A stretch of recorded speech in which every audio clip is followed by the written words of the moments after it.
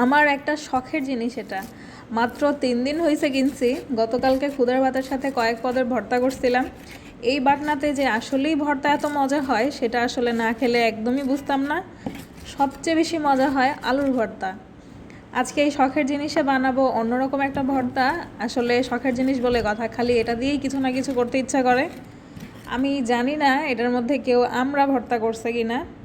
কাঁচামরিচ, লবণ, একদম সামান্য একটুখানি ধনেপাতা জাস্ট ফর স্মেল, এগুলো একটু বেটে নিছি আমি।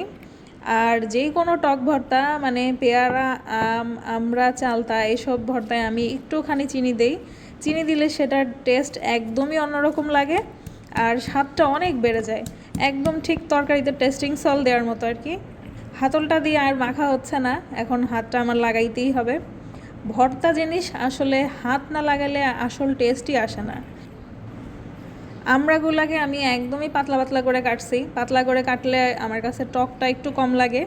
আর যেহেতু আমড়াগুলো এমনিতেই পাকা আমরা, এইভাবে করে বানিয়ে খেয়ে দেখবেন। মাঝে মাঝে আমি একটু সরিষার তেলও দেই, কখনো আবার অল্প একটু কাসুন্দিও দেই।